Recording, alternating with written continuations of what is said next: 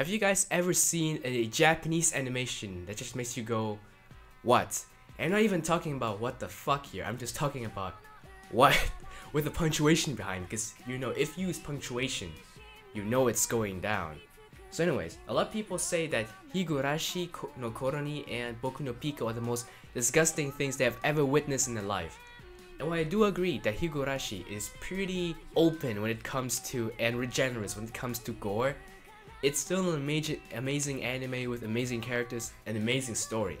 But Boku no Pico is literally just gay hentai, like there's nothing more to it. And I think the reason why people say that this is the worst thing that I've ever seen in their life is because they got tricked into watching this. And if you don't know, Boku no Pico got into circulation because people were using it as kind of like a anime troll recommendation, or for people who don't know that much about anime, who want to watch anime, they get this recommended. So they think, oh, Boku no Pico, a lot of people seem to be suggesting this, so it must be good, right? And they go in and they watch this, and they watch like, you only need to watch like 5 minutes to see that this was a horrible mistake, because it's not even a good hentai, dude. Have you watched Blood Shadow, my man? Have you watched Princess 69, my man? Amazing pieces of art. I guess the only thing positive you can say about Boku no Pico, that it certainly knows how to step its game up. You know, first you got 1, then you got 2, and then you got 3, man. This is this is amazing. But the thing that I'm about to show you guys is probably much more disturbing than Boku no Pico and or Higurashi, because this animation makes Saw look like a fucking kids movie and Final Destination like piece of crap it is. So before we go in further in depth into it, I think we need some better gameplay, because this is not scary enough. This is not scary enough for this video.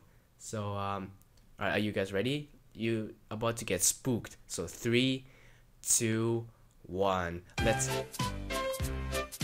I think we got the wrong game here. It's not what I wanted at all.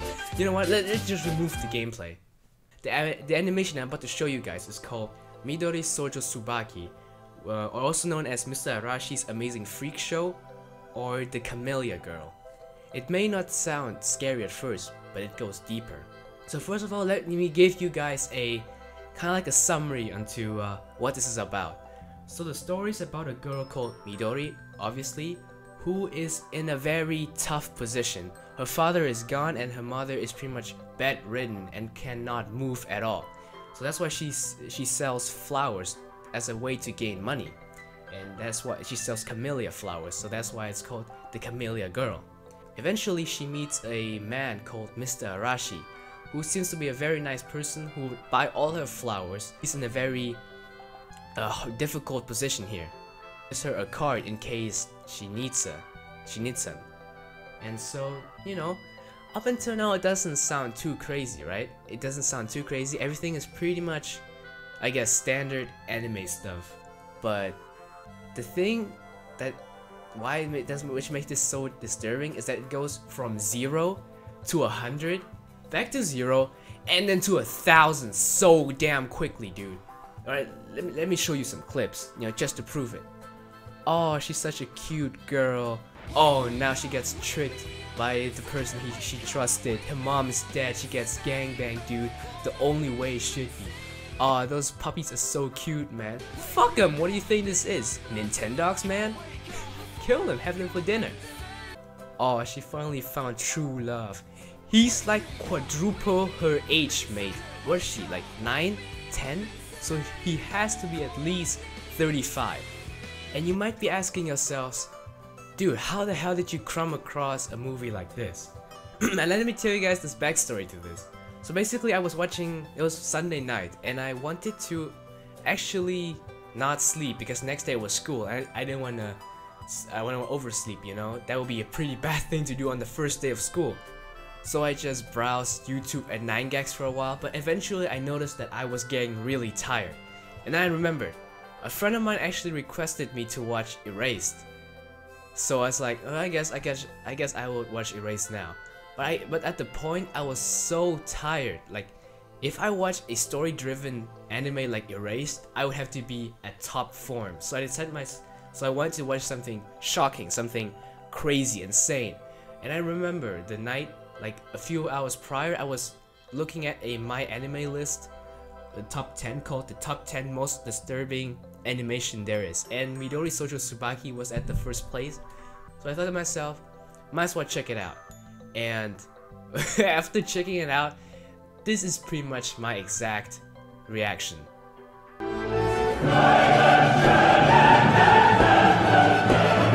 the fuck?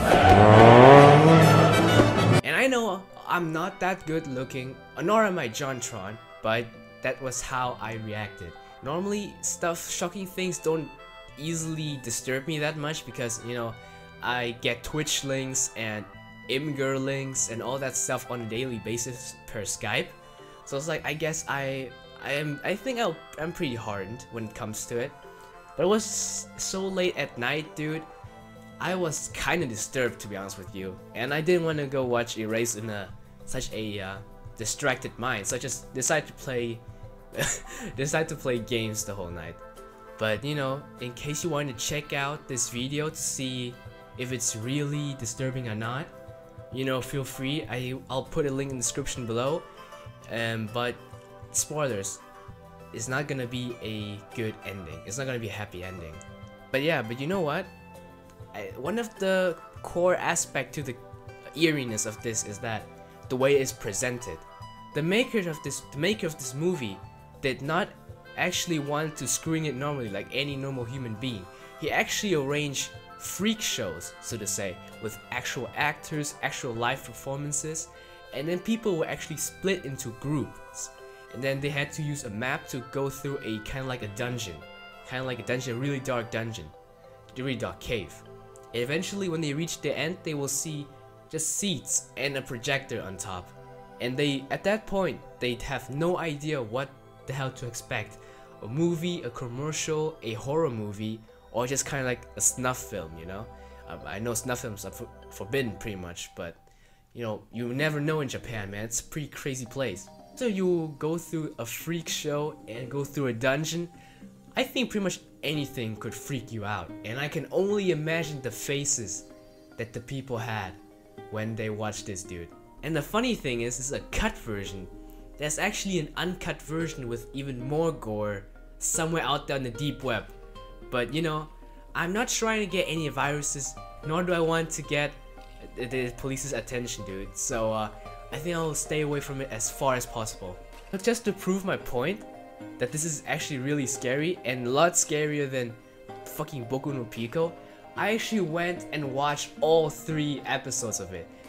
Aside from the fact that I felt like I've wasted an hour and a half of my life, I was laughing my ass off, dude. I felt like my sanity was slipping away. But dude, that was nothing.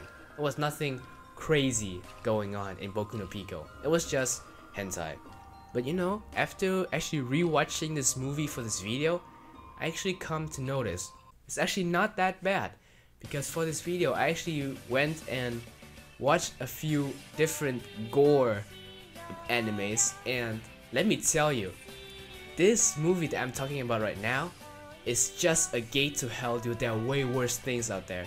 There are even things that make me go, what, dude?